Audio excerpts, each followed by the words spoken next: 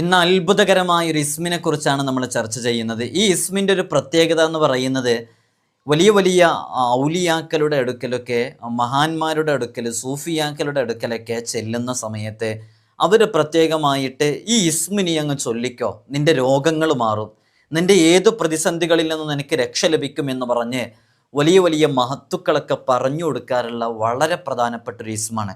ഈ ഇസ്മിൻ്റെ അതത് എന്ന് പറയുന്നത്, ആ അതതിന് വലിയ പ്രാധാന്യമുണ്ട്. ഈ അതത് അനുസരിച്ച് ഇത് ചൊല്ലുകയാണെന്നുണ്ടെങ്കിൽ വലിയ നേട്ടങ്ങൾ നമ്മുടെ ജീവിതത്തിൽ കൊയ്തെടുക്കാൻ സാധിക്കും. സുബഹിക്ക് ശേഷം 100 തവണ ഈ ഇസ്മ ചൊല്ലലിനെ പതിവാക്കിയ ഒരാളെയും മാരകമായ ഒരു രോഗവും തൊട്ട് തീണ്ടിയിട്ടില്ല, മാരകമായൊരു രോഗവും അവന് പിടിപെടുകയില്ല. അതുകൊണ്ട് തന്നെ ചുരുങ്ങിയത് സുബഹിക്ക് ശേഷം 100 തവണയെങ്കിലും ഈ ഇസ്മു ചൊല്ലലിനെ പതിവാക്കിയാൽ നമുക്ക് നമ്മുടെ ജീവിതത്തിൽ രോഗങ്ങളില്ലാതെ ജീവിക്കാനുള്ള ഒരു കാരണമായിട്ട് അതിനെ സ്വീകരിക്കപ്പെടും എന്നുള്ളതാണ്. ഈ ഇസ്മ എഴുതി ചുമക്കുകയാണെങ്കിലോ അവൻ്റെ ജീവിതത്തിൽ അനിഷ്ടകരമായ ഒന്നും അവനെ കാണേണ്ടി വരികയില്ല എന്നുള്ളതാണ്.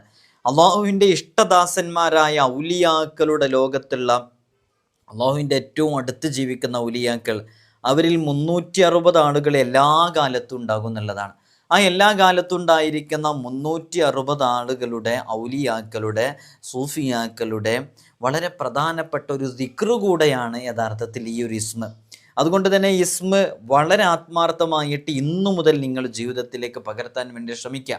അങ്ങനെ പകർത്തിക്കഴിഞ്ഞാൽ നമുക്ക് ലഭിക്കുന്നതോ അത്ഭുതകരമാകുന്ന നേട്ടങ്ങളാണ്. അല്ലാഹു സുബ്ഹാനഹു വ തആല കാര്യങ്ങൾ കൃത്യമായി പഠിക്കാനും അത് മനസ്സിലാക്കാനും ജീവിതത്തിലേക്ക് ചേർത്ത് വെക്കാനുമുള്ള തൗഫീഖ് നമുക്കും നമ്മോട് ബന്ധപ്പെട്ട സകല ആളുകൾക്കും നൽകി അനുഗ്രഹിക്കുമാറാകട്ടെ. എല്ലാ ദിവസവും നമ്മൾ സൂചിപ്പിക്കാറുള്ളത് പോലെ തന്നെ നേരിട്ട് കാണാനുള്ള ഡേറ്റ് ചൊവ്വാഴ്ചകളിൽ മാത്രമാണ്. ചൊവ്വാഴ്ച നേരിട്ട് വരാൻ വേണ്ടി ബുക്ക് ചെയ്യാൻ വിളിക്കേണ്ടത് ഞായറാഴ്ച 10 മണിക്കാണ്. ഞായറാഴ്ച 10 മണിക്ക് വിളിച്ച് ബുക്ക് ചെയ്തതിൻ്റെ ശേഷം മാത്രമാണ് വരേണ്ടതെന്ന് ഓർമ്മപ്പെടുത്തുകയാണ്. ബുക്ക് ചെയ്യാതാരും വരരുത്. പലരും ഇവിടെ വന്ന് തിരിച്ചു പോകുന്നുണ്ട്. നമ്മൾ അല്ലാത്ത ദിവസങ്ങളിൽ, സമയങ്ങളിൽ ഉണ്ടായിരിക്കുന്നതല്ല. അതുകൊണ്ടാണ് പ്രത്യേകം പറയുന്നത്.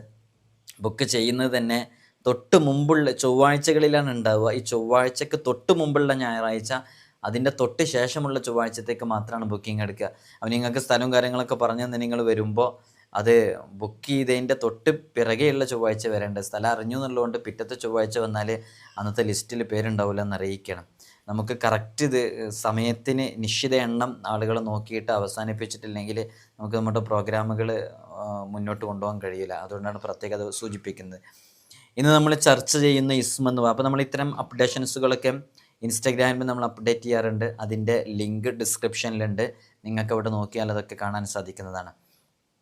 നമ്മളിന്ന് ചർച്ച ചെയ്യുന്ന ഇസ്മ എന്ന് പറഞ്ഞാൽ, നിങ്ങളിത് ജീവിതത്തിൽ ഒരു പക്ഷേ പകർത്തുന്നവരായിരിക്കാം. ഇസ്മ അത്ഭുതകരമായൊരു ഇസ്മാണിത്. ഇതിൻ്റെ നേട്ടങ്ങൾ വലിയ മഹത്വമുള്ളതാണ്. അസ്സലാം എന്ന് പറയുന്ന ഇസ്മ. എന്താണ് സലാം എന്ന് പറയുന്ന ഇസ്മിൻ്റെ പ്രത്യേകത? നമ്മളിതിൻ്റെ ആശയവും ഇതിൻ്റെ അർത്ഥമൊക്കെ പറയുന്നത് എന്തിനാന്ന് വെച്ചാൽ, ഇത് ആത്മാർത്ഥമായി ചെയ്യണമെന്നുണ്ടെങ്കിൽ ഇതിൻ്റെ അർത്ഥം മനസ്സിലാക്കണം, ആശയം മനസ്സിലാക്കണം, ഇത് ഉൾക്കൊള്ളുന്ന ഒരു തലമുണ്ട്, അത് മനസ്സിലാക്കണം. അപ്പോൾ ഏതെങ്കിലും ഒരു ഉമ്മ, ഏതെങ്കിലും ഒരു സഹോദരനെ, ഏതെങ്കിലും ഒരു സഹോദരി എവിടെയെങ്കിലും നിന്നിട്ട് ഇത് ചൊല്ലുമ്പോൾ, ഇതിൻ്റെ വിശാലമായ ആശയങ്ങളെയും അർത്ഥങ്ങളെയും ഉൾക്കൊണ്ട് ചൊല്ലുമ്പോൾ തീർച്ചയായും അവൻ്റെ ജീവിതത്തിൽ അത് പ്രതിഫലനങ്ങൾ സൃഷ്ടിക്കാൻ കാരണമാകും. സമാധാനം, പരമരക്ഷ, ശാന്തിയുടെ സ്രോതസ്സ്, എല്ലാവിധ ആഫത്ത് മുസീബത്തുകളിൽ നിന്നും, അപാകതകളിൽ നിന്നും, ന്യൂനതകളിൽ നിന്നും സുരക്ഷിതനായവൻ എന്നൊക്കെയാണ് ഈ പദത്തിൻ്റെ അർത്ഥം എന്ന് പറയുന്നത്. സമാധാനം, പരമരക്ഷ എന്നൊക്കെ ചെറിയ രൂപത്തിൽ നമുക്ക് മനസ്സിലാക്കാം. ശാന്തിയുടെ സ്രോതസ്സാണ് റബ്ബ് സുബ്ഹാനഹു വ തആല. രക്ഷ എന്നർത്ഥം വരുന്ന അതിവിശിഷ്ടമായ ഈ ഇസ്മ സലാം എന്നത് ഇസ്ലാമുമായിട്ട്, ദീനുൽ ഇസ്ലാമുമായിട്ട് ആശയതലത്തിലും പ്രയോഗതലത്തിലൊക്കെ നന്നായിട്ട് ബന്ധമുള്ളൊരു ഇസ്മും കൂടെയാണ്. അള്ളാഹുവാണ് സലാമിൻ്റെ സ്രോതസ്, രക്ഷയുടെ. അവൻ്റെ പ്രവാചകരായ അമ്പിയാക്കളിലൂടെയാണ് അത് ലോകത്തേക്ക് എത്തിയത്.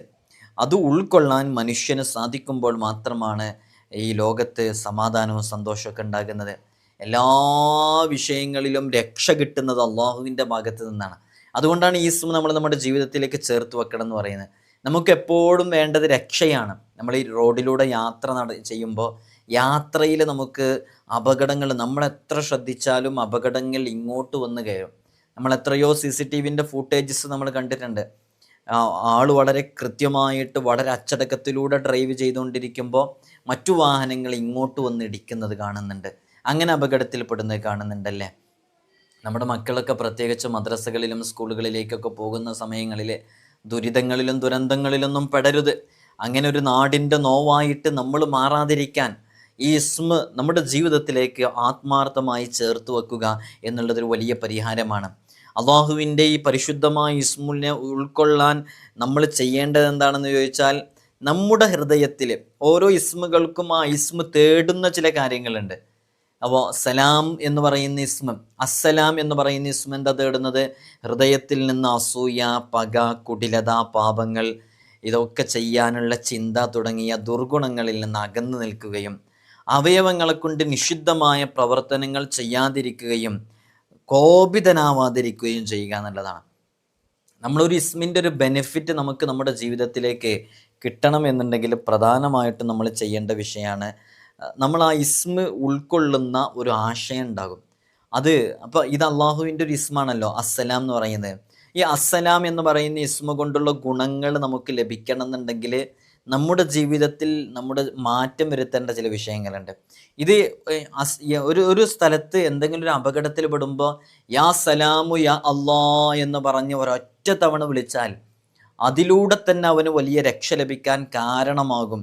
അങ്ങനെ കാരണമാകണമെങ്കിൽ അവനവൻ്റെ ജീവിതത്തിൽ പകർത്തേണ്ടതാണ് അസൂയ, പക, കുടിലത, ദേഷ്യം, വാശി, ഇങ്ങനെയുള്ള വിഷയങ്ങൾ, മറ്റുള്ളവരോടുള്ള വെറുപ്പ്, പാപങ്ങളുമായിട്ടുള്ള ബന്ധം. ഇതിനൊക്കെ കൃത്യമായി ഈ ഇസ്മ നമ്മളോട് ആവശ്യപ്പെടുന്നുണ്ട്. ഇതൊക്കെ മാറ്റിവെക്കണം.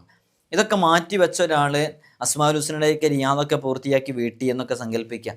എന്നാൽ അവന് ഒരൊറ്റ യാ സലാമു മതി എല്ലാ വിഷയത്തിൽ നിന്നും രക്ഷ നേടാൻ. അപ്പോൾ അത് പ്രത്യേകം മനസ്സിലാക്കണം. ഓരോ ഇസ്മ നമ്മളോട് ആവശ്യപ്പെടുന്ന ചില കാര്യങ്ങളുണ്ട്. ആ ആവശ്യപ്പെടുന്ന കാര്യങ്ങളിലേക്ക് നമ്മൾ നിർബന്ധമായിട്ടും അതിലേക്ക് ഇറങ്ങുകയും വേണം. അപ്പോൾ ഈ രൂപത്തിൽ ഏതെങ്കിലും ഒരാളുടെ ജീവിതം ക്രമപ്പെടുത്തിയിട്ടുണ്ടോ അയാൾക്ക് ഈ ഇസ്മ കൂടുതൽ ഫലം ചെയ്യും. അപ്പോൾ ഈ ഇസ്മ കൃത്യമായിട്ട് ഫലം ചെയ്യണമെന്ന് ആഗ്രഹിക്കുന്ന ആളുകൾ വളരെ ആത്മാർത്ഥമായിട്ട് ഈ രൂപത്തിലാണ് അവൻ്റെ ജീവിതത്തെ ക്രമപ്പെടുത്തേണ്ടത്. അള്ളാഹുവിൽ നിന്ന് മാത്രമേ സമ്പൂർണവും യാഥാർത്ഥ്യവുമായ രക്ഷ എല്ലാ അപാധകതകളിലും പോരായ്മകളിൽ നിന്നും ദോഷങ്ങളിൽ നിന്നും ഒക്കെ നമുക്ക് രക്ഷ കിട്ടണമെന്നുണ്ടെങ്കിൽ അത് അള്ളാഹുവിൽ നിന്ന് മാത്രമേ ലഭിക്കുകയുള്ളൂ. അതുകൊണ്ട് തന്നെ നമ്മുടെ ജീവിതത്തിൽ വലിയ ബറക്കത്തുണ്ടാവാൻ ഈ ഇസ്മ ഉൾക്കൊള്ളുന്ന പാഠം നമ്മുടെ ജീവിതത്തിലേക്ക് നമ്മൾ ചേർത്ത് വെക്കുകയും വേണം. യാതൊരു ആഫത്തും മുസീബത്തുകളും ഏൽക്കാതിരിക്കാൻ രക്ഷ എന്നർത്ഥം വരുന്ന, ശാന്തി എന്നർത്ഥം വരുന്ന, പരമരക്ഷ, സമാധാനം എന്നീ അർത്ഥങ്ങൾ വരുന്ന ഈ അമൂല്യ നാമം എഴുതി ചുമക്കുക എന്നുള്ളതാണ്. ഓരോ ഇസ്മും എഴുതി ചുമക്കുമ്പോഴുണ്ടാകുന്ന വലിയ വലിയ നേട്ടങ്ങളുണ്ട്. അപ്പോൾ ആ ഇസ്മു കൊണ്ട് ഏൽപ്പിക്കപ്പെട്ട മലക്കുകളുണ്ട്, ഹാദിമീങ്ങളുണ്ട്. ആ ഹാദിമീങ്ങളുടെ ഒരു ഖിദ്മത്ത് നമ്മുടെ ജീവിതത്തിൽ ലഭിക്കുന്നുള്ളതാണ്. അപ്പോൾ ഈ ഇസ്മ നമ്മൾ സ്ഥിരമായിട്ട് നമ്മുടെ ജീവിതത്തിലേക്ക് പകർത്തുകയും ഇത് എഴുതി ചുമക്കുകയും ചെയ്യുമ്പോൾ നമുക്കതുമായി ബന്ധപ്പെട്ട വലിയ ഗുണങ്ങൾ ലഭിക്കും.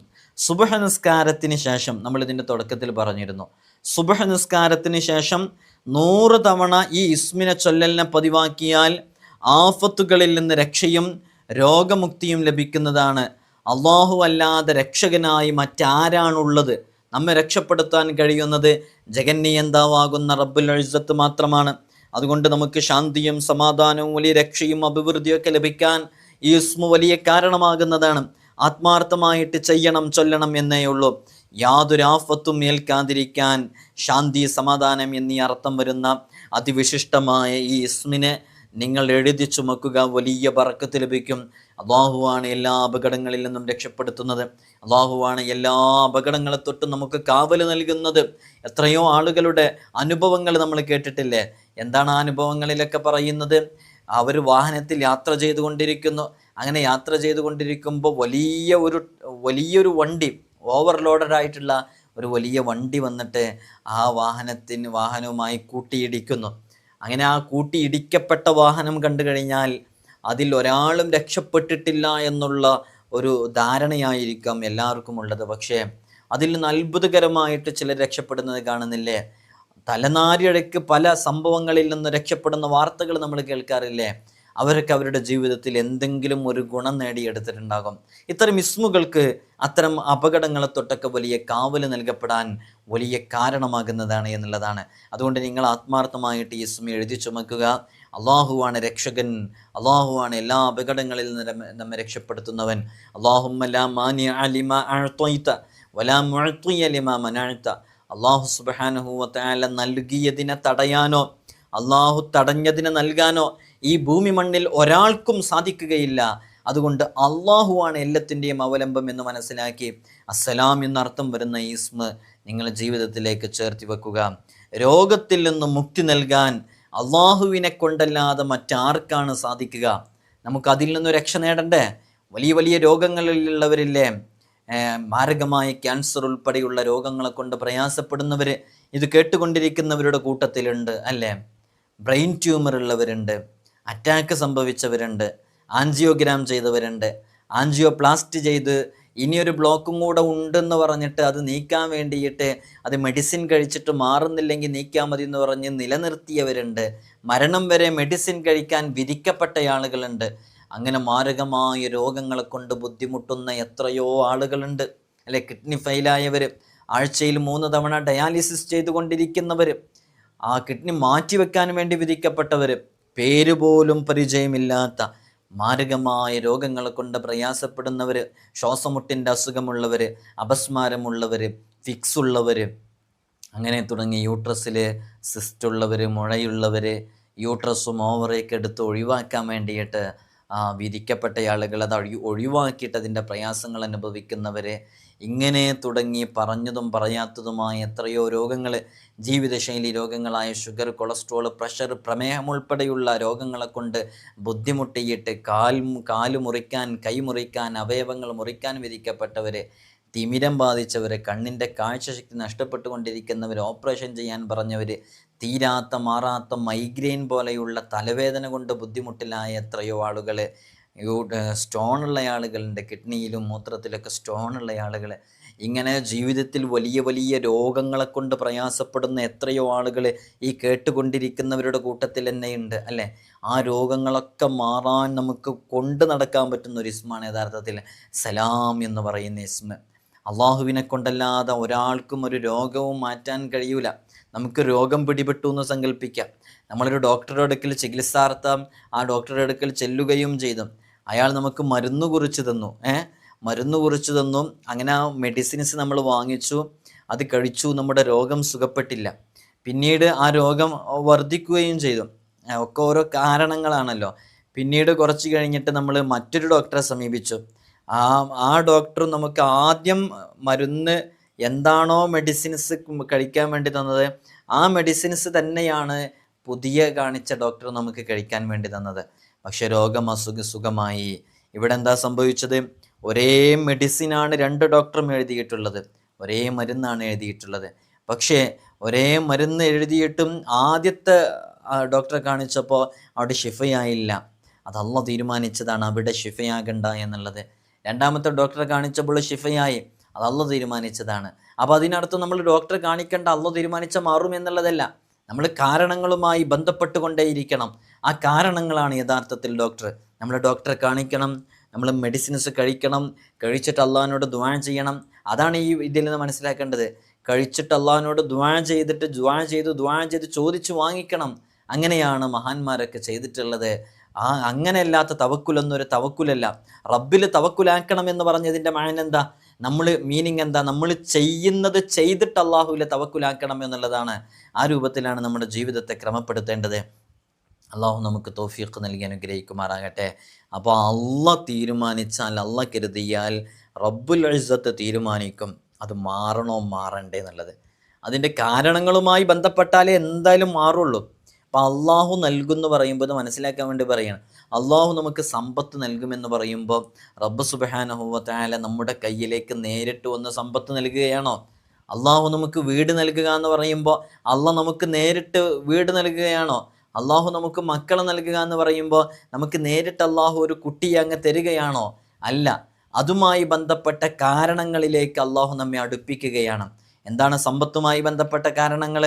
നമുക്ക് അള്ളാഹു സുബ്ഹാനഹു വ തആല ഒരു ബിസിനസ് ചെയ്യാനുള്ള അവസരം നൽകുകയാണ്. അങ്ങനെ നമ്മൾ ബിസിനസ് ചെയ്യുകയാണ്, അതിലൂടെ നമ്മുടെ കച്ചവടം വർദ്ധിപ്പിക്കുകയാണ്, അങ്ങനെ നമുക്ക് പ്രോഫിറ്റ് ലാഭം ലഭിക്കുകയാണ്. നമുക്ക് മക്കൾ അള്ളാഹു നൽകുക എന്ന് പറഞ്ഞാൽ, അള്ളാഹു എനിക്ക് 4 കുഞ്ഞുങ്ങളെ നൽകി, അള്ളാഹു എനിക്ക് 5 കുട്ടികളെ നൽകി, അള്ളാഹു എനിക്ക് 7 കുട്ടികളെ നൽകി എന്ന അഭിമാനത്തോടുകൂടെ മാതാപിതാക്കൾ പറയാറില്ലേ? അള്ളാഹു നേരിട്ട് നൽകുന്നതല്ലാലോ അത്. അതെങ്ങനെയാണ്? കാരണങ്ങളുമായി ബന്ധപ്പെട്ടിട്ടാണ്. ഇവനക്ക് വിവാഹത്തിൻ്റെ പ്രായമെത്തിയപ്പോൾ ഇവരുടെ മാതാപിതാക്കളുടെ ചിന്തകളിലേക്ക് നല്ലൊരു ഇണയെ അള്ളാഹു സുബ്ഹാനഹു വ തആല കാണിച്ചു കൊടുത്തു. ആ ഇണ അവരിലേക്ക് അടുത്തു. അങ്ങനെ അടുത്ത് വിവാഹം കഴിഞ്ഞ് അവർ അതുമായി ബന്ധപ്പെട്ട് മുന്നോട്ട് നീങ്ങിയപ്പോൾ അള്ളാഹു അവർക്ക് നല്ല മക്കളെ നൽകി. അതാണ് കാരണങ്ങളുമായി ബന്ധപ്പെടണം. അതുപോലെ തന്നെയാണ് നമ്മൾ ഡോക്ടറെ കാണിക്കലും നമ്മൾ മെഡിസിൻ കഴിക്കലൊക്കെ. നമ്മൾ കാരണങ്ങളുമായി ബന്ധപ്പെടുമ്പോൾ അള്ളാഹു മാറ്റും. അങ്ങനെയുള്ളൊരു കാരണവും കൂടെയാണ് അസ്സലാം എന്ന് പറയുന്ന ഇസ്മ. അത് ആത്മാർത്ഥമായിട്ട് നിങ്ങളുടെ ജീവിതത്തിലേക്ക് പകർത്തിയാൽ ഏതേത് രോഗങ്ങളിൽ നിന്നും വലിയ സലാമത്ത് ലഭിക്കാൻ കാരണമാകും. ഇതൊക്കെ ഞാൻ ഇത്രയും ഇതിനെക്കുറിച്ച് വിശദീകരിക്കുന്നത് എന്തിനാണെന്ന് ചോദിച്ചാൽ, ഇത് കേട്ട് ആത്മാർത്ഥമായിട്ട് ചൊല്ലാനുള്ള അവസരം നമുക്ക് ലഭിക്കണം എന്നുള്ളത് കൊണ്ടാണ്. അതുകൊണ്ട് ഈ ലോകത്ത് ഒന്നും നടക്കുകയില്ല അള്ളാഹുവിൻ്റെ വേണ്ടുക കൂടാതെ, അള്ളാഹുവിൻ്റെ തീരുമാനം കൂടാതെ, അള്ളാഹുവിൻ്റെ ഖുദ്റത്തും ഇറാദത്തും ബന്ധിക്കാതെ ഒന്നും നടക്കൂല. അതുകൊണ്ട് എല്ലാ നിലയിലുള്ള രക്ഷയും അവൻ്റെ അടുക്കൽ നിന്നാണെന്ന് വിശ്വസിക്കൽ ഒരു മുസൽമാൻ്റെ കടമയാണെന്ന് കൃത്യമായി മനസ്സിലാക്കിയിട്ട് അസ്സലാം എന്ന് പറയുന്ന ഇസ്മ നമ്മുടെ ജീവിതത്തിലേക്ക് ചേർത്താൻ വേണ്ടി ശ്രമിക്കുക. അള്ളാഹു തൗഫീഖ് നൽകട്ടെ. ഇനി നോക്കൂ, ഈ ഇസ്മ സദാ നേരവും ഉരുവിടുന്നവർക്ക് യാതൊരു ആഫത്തും ഏൽക്കുകയില്ല, യാതൊരു ഭയവും അവനെ തൊട്ടു തീണ്ടുകയില്ല. 115 തവണ ഈ ഇസ്മ പ്രകീർത്തിക്കുകയും രോഗിയുടെ മേൽ പ്രത്യേകമായിട്ട് ഇഷ്ഫി എന്ന് പറഞ്ഞൂതുകയും ചെയ്താൽ ആ രോഗം ബി ഇദ്നില്ലാഹി തആല ശിഫയാകും എന്നുള്ളതാണ്. നമ്മളൊക്കെ പലപ്പോഴും പല രോഗികളെയും കാണാൻ പോകാറില്ലേ, കയ്യിൽ പതുക്കെ എണ്ണം പിടിച്ച്. ഉമ്മമാരെ, ഉപ്പമാരെ, വല്യുമ്മമാരെ, വല്യുപ്പമാരെ, നിങ്ങളൊക്കെ നിങ്ങളുടെ പേരക്കുട്ടികളെ, മക്കളെയൊക്കെ കാണുമ്പോൾ എന്തെങ്കിലും രോഗമുണ്ടെന്ന് പറയുമ്പോൾ നിങ്ങൾക്ക് സമയവും ഉണ്ടെന്നുണ്ടെങ്കിൽ ഒരു 115 തവണ പേരക്കുട്ടിയെ വിളിച്ച്, മക്കളെ വിളിച്ച്, അവരുടെ തലയിൽ കൈവച്ച് ആത്മാർത്ഥമായിട്ട് അസ്സലാമു യാ അല്ലാഹ്, അസ്സലാമു യാ അല്ലാഹ്, അസ്സലാമു യാ അല്ലാഹ്, അസ്സലാമു യാ അല്ലാഹ് ആത്മാർത്ഥമായിട്ട് അത് ചൊല്ലിയിട്ട് മന്ത്രിച്ചു കൊടുത്തോക്ക്. ബിഇദ്നില്ലാഹി തആല നിങ്ങൾ ഈ കാര്യങ്ങളൊക്കെ മനസ്സിലാക്കിയിട്ട് ഇതിൻ്റെ ആശയം ഉൾക്കൊണ്ട് ഈ ഇസ്മ നമ്മളോട് തേടുന്ന ചില കാര്യങ്ങളൊക്കെ നമ്മൾ ജീവിതത്തിൽ പകർത്തി ആത്മാർത്ഥമായിട്ടാണ് ചെയ്തതെങ്കിൽ അല്ലാഹു സുബ്ഹാനഹു വ തആല ആ രോഗങ്ങൾ ശിഫയാക്കി തരും എന്നുള്ളത് തീർച്ചയാണ്. അള്ളാഹു നമ്മുടെ രോഗങ്ങൾക്ക് ആജിലായ കാമിലായ ശിഫ നൽകി അനുഗ്രഹിക്കുമാറാകട്ടെ. അതുകൊണ്ട് നമുക്ക് ചെയ്യാൻ പറ്റുന്ന ഒരു രൂപമാണ്, മന്ത്രിക്കേണ്ട രൂപമാണ് ഇത്. അത് ആത്മാർത്ഥമായിട്ട് ചെയ്യുക. ആഫത്തുകളിൽ നിന്ന് രക്ഷപ്പെടാൻ ഈ അമൂല്യനാമം എഴുതി ചുമക്കുന്നത് വളരെയധികം പ്രയോജനപ്പെടുമെന്ന് സ്വാലിഹീങ്ങൾ പഠിപ്പിച്ചിട്ടുണ്ട്. ചില ആളുകൾക്കൊക്കെ എപ്പോഴും ഒരു പേടിയോടുകൂടെ ജീവിക്കുന്ന ആളുകളുണ്ട്, ഉൾഭയമുള്ളവർ, എവിടേക്ക് പോകാനും ഒറ്റയ്ക്ക് പോകാൻ പേടിയുള്ള ആളുകൾ. അത്തരം ആളുകൾക്കൊക്കെ ഈ ഇസ്മ ഉപയോഗപ്പെടുത്താവുന്നതാണ്. ഈ അമൂല്യനാമം എഴുതി ചുമക്കുന്നത് വളരെയധികം പ്രയോജനം ചെയ്യുമെന്ന് മഹാന്മാർ പഠിപ്പിച്ചിട്ടുണ്ട്. ആത്മാർത്ഥമായിട്ട് ചെയ്തു നോക്കുക. സുബ്ഹ് നിസ്കാരത്തിൻ്റെ ശേഷം ഈ ഇസ്മിനെ 100 തവണ ഇത് ചൊല്ലലിനെ പതിവാക്കിയാൽ അവനൊരുപാട് ഗുണങ്ങൾ ലഭിക്കും. നേരത്തെ നമ്മൾ പറഞ്ഞല്ലോ, അവന് രോഗശാന്തി ലഭിക്കും, രോഗമുക്തി ലഭിക്കും എന്നുള്ളത്. നല്ല നാഫിയായ ഇൽമ് കിട്ടാനും ഈ ഒരു ഇസ്മ സുബ്ഹ് നിസ്കാരത്തിന് ശേഷം 100 തവണ ചൊല്ലിയാൽ അത് കാരണമാകും എന്നുള്ളതാണ്. അതിന് 100 ഒരു തവണ ചെല്ലുക, 100 ഒരു തവണ ചെല്ലുക, അങ്ങനെ ചൊല്ലേണ്ട ആവശ്യമൊന്നുമില്ല. നമ്മൾ ചൊല്ലേണ്ടത് ഇങ്ങനെ ചൊല്ലിയാൽ മതി. ഈ നിയ്യത്തുകളൊക്കെ കരുതിയിട്ടൊരു 100 തവണ ചൊല്ലലിനെ പതിവാക്കിയാൽ മതി. ഇത് സ്ഥിരമായിട്ട് ചൊല്ലുന്നവരുണ്ടെങ്കിൽ അറിയിക്കണേ. അസ്മാഉൽ ഹുസ്നയിൽ വളരെ ശ്രേഷ്ഠമേറിയൊരു ഇസ്മാണിത്. അസ്മാഉൽ ഹുസ്നയിൽ എല്ലാം പ്രധാനപ്പെട്ടതാണ്, എല്ലാം വിശുദ്ധ ഖുർആനിൽ വന്നതാണ്. അള്ളാഹുവിൻ്റെ അതിവിശിഷ്ടമായ നാമങ്ങളൊക്കെ വിശുദ്ധ ഖുർആനിൽ വന്നതാണ്. എന്നാൽ ഈ ഇസ്മുകളൊക്കെ നമ്മുടെ ജീവിതത്തിലേക്ക് ചേർത്തുമ്പോൾ വലിയ നേട്ടങ്ങൾ നമുക്കുണ്ടാകും.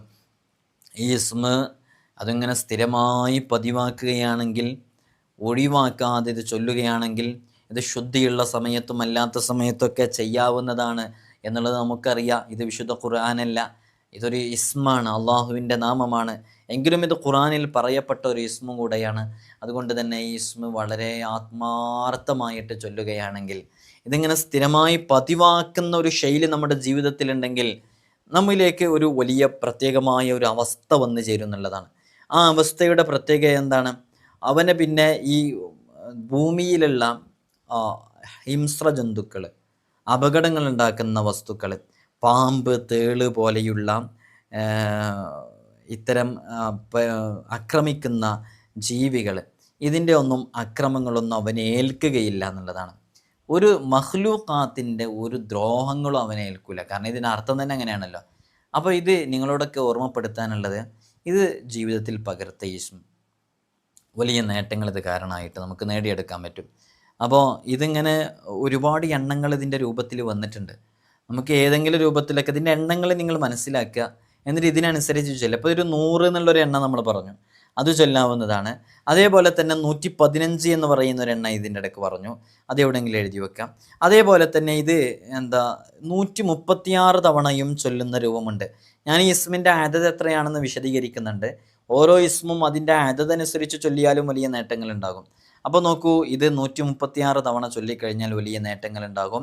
നമ്മളിതിൻ്റെ തുടക്കത്തിൽ പറഞ്ഞിരുന്നു, അള്ളാഹുവിൻ്റെ ഇഷ്ടദാസന്മാരായ ഔലിയാക്കൾ, ആ ഔലിയാക്കളിൽ എല്ലാ കാലത്തും ഉണ്ടാകുന്ന പ്രധാനപ്പെട്ട 360 ഔലിയാക്കളുണ്ട്. എല്ലാ കാലത്തും അവരുണ്ടായിരിക്കും.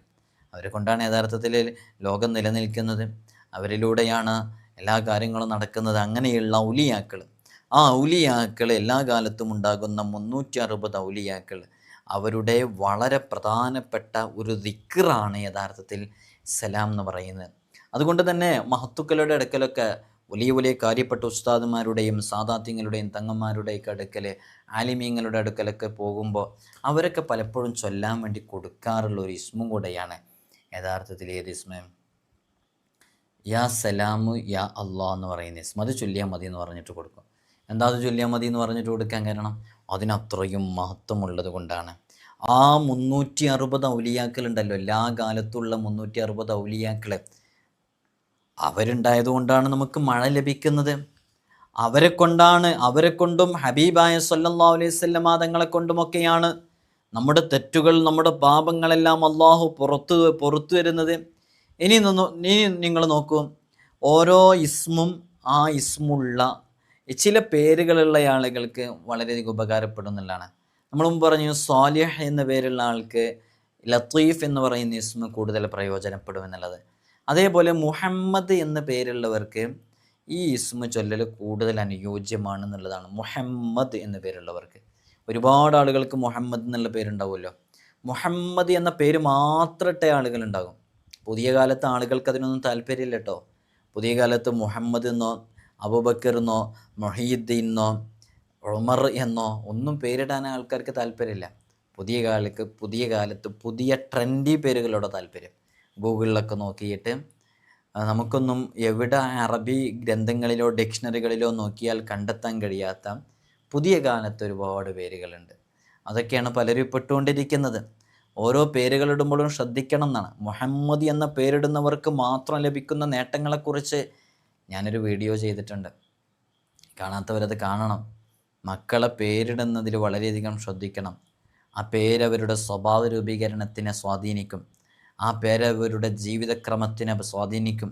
അതുകൊണ്ടാണല്ലോ മുത്തുനബി സല്ലല്ലാഹു അലൈഹി വസല്ലം തങ്ങൾ ചില പേരുകൾ മാറ്റി കൊടുത്തിട്ടുണ്ടായിരുന്നു.